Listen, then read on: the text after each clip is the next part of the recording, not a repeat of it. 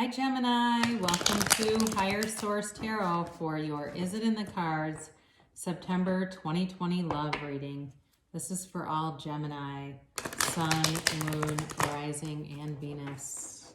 So let's see what is going on here in love. But first, I do want to thank all of you who have been watching the readings and hitting that like button and certainly subscribing. I really appreciate that.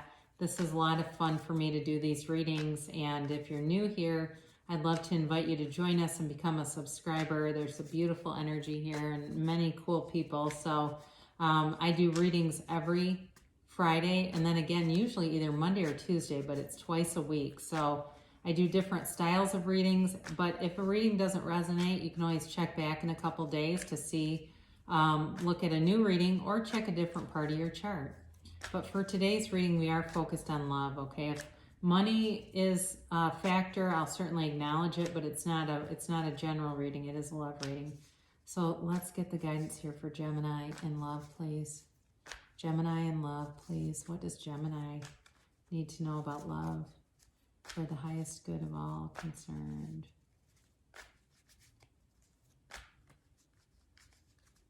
All right.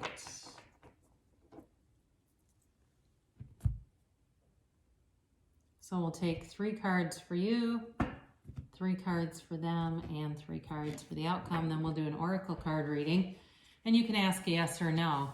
So you have the Ace of Pentacles, the 2 of Swords, and the 4 of Wands.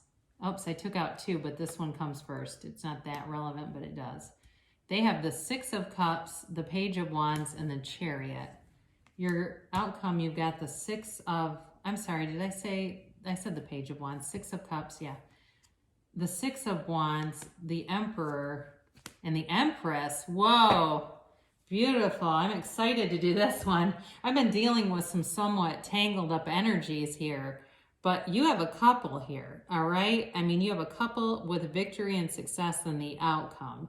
You can't do any better than this. And as you look at the cards here, whenever you see a lot of yellow in a card, that's always a gift from the universe. And you have it in at least 4 cards where it's a predominantly yellow background. I'm absolutely in love with this for you. Yes, it is in the cards. There is definitely love here. Now, I do see reconciliation. There's a possibility of that, but it also can be new love. Either way, so, you know, it really depends on you and what you're asking. I do wonder, though, with this 2 of Swords, it's interesting that caught in the middle comes between 2 cards that are clearly about moving forward and bringing in something good. There may be something tied to this 2 of Swords. Now, I do want to point out, before I get into that too much, that it does have the moon here, and the moon always brings a gift in a reading. Before I go any farther, I'm sorry I got so excited here.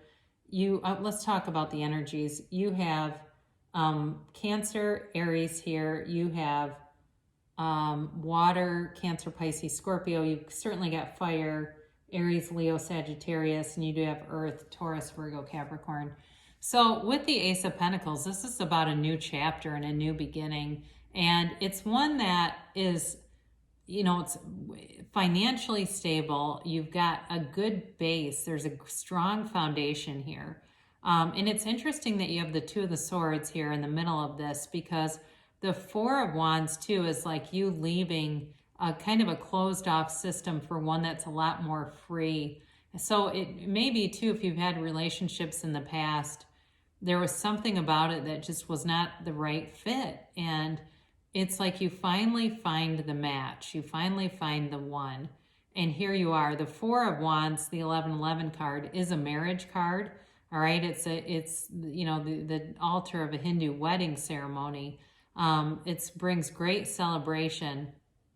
I do feel like with the 2 of Swords here, it may be about letting go of some old limiting beliefs. All right, like, you know, whatever it might be. If you came from a house where there was divorce and you said, I'm never getting married again, or you grew up and you had examples of relationships that weren't very good around you, and it installed some ideologies that then have led to a lot of heartache, walk free of them. That's the 4 of Wands. It's walking free of all that. because you really do have this energy that's about something new, and it's long lasting. It really is. There's love, great love here for you. And there is a couple here. Now, for some of you too, with the Two of Swords, it may be about looking past your usual type. And I'm not saying you need to let go of any standards and just go with anybody. You know, it's not about picking up somebody who's going to use you or you're not attracted to on any level. But sometimes we do things that, you know, limit who we could potentially draw in. Maybe we say, oh God, I'm never going on one of those dating sites. Oh no, I'm never doing that. And so there are people on there that might actually be good matches for you, but you're just not willing to do it. The other thing is too, you know, maybe there's something with them. I don't want to get too political, but it could be even something like that, where you go, oh, I'd never date a Democrat. And then the next thing you know, here you are. You know, it's like opening up your kind of your mind to some things here, and being willing to, you know, being willing to look beyond what your normal type is. Or it might even be that you just meet somebody that's not your usual type and you find them very attractive though. I mean, there's definitely an energetic pull here. So I mentioned before, you know, it certainly could be somebody from the past with the Six of Cups. This is a card of sentimental longing.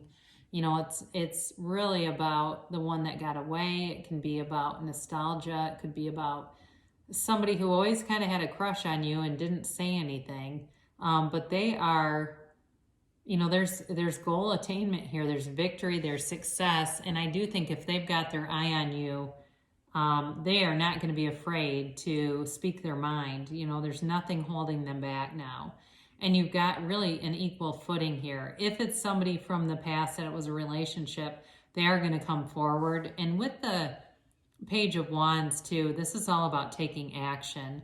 And it's an inspired action, but there's this sense of charisma with it, all right? There's a really, it's an interesting combination with the Chariot, because the Chariot's really confident, but the Page of Wands is almost like a cheerleader type. It's like your coach at Fit Body Boot Camp or CrossFit or something that's like rah-rah in the microphone, whereas the Chariot's a little bit more serious. But I do feel like you've got a serious offer here, and you've got somebody coming in who just woos you. And that's what I get. They kind of sweep you right off your feet. And it may even be, part of the Six of Cups might even be like it makes you feel young and free and carefree, and there's not a care in the world with this person. They're really a fun, balanced energy. So they see you like a dream come true. I mean, they've got it multiple times, this goal attainment stuff. I mean, it really is. It's like, you know, they built the career, you built the career, you've got stability with housing, with all that kind of stuff. And if you've been waiting for a relationship, it's all here. I mean, I love it that you had the Empress and the Emperor come out together.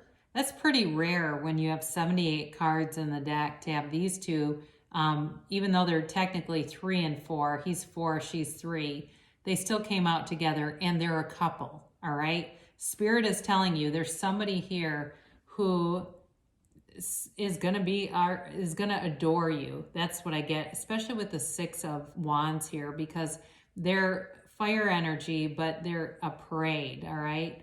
And they're leading this parade, and everybody's walking while they're on a horse, because it's like they've got kind of this, they're up on a pedestal. And with the Empress, though, the Empress kind of softens the edges of the Emperor, all right? And they are definitely opposites attract.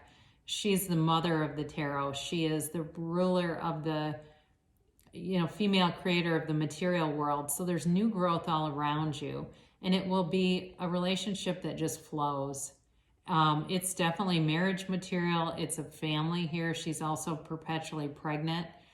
So she conceives very easily. So those of you that are looking for that kind of a relationship where it's on the next level, it's a marriage, it's a family, etc., then it's for you. Now, if you don't necessarily want all of those things, you might say, well, I don't want to be married and I don't want a kid involved in this.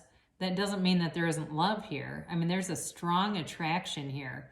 It's a magnetic attraction and it's undeniable. So again, some of those other features that I mentioned don't necessarily have to be part of your story, but they are here for someone. But either way, this, you know, the Six of Wands is all about victory, attainment, success, and it's just a really, like, there's this real confidence all the way through the reading, this air of confidence, and it's like it just unfolds so beautifully. So there's no efforting with this, all right? It really is not a forced kind of an energy. It's like two people that really belong together find each other. It's kind of a happily ever after reading. So let's see what the angels have to say here for Gemini. See what they have in store here for Gemini.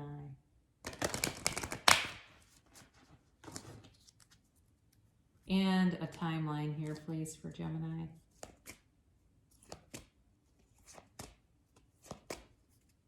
And a yes or a no.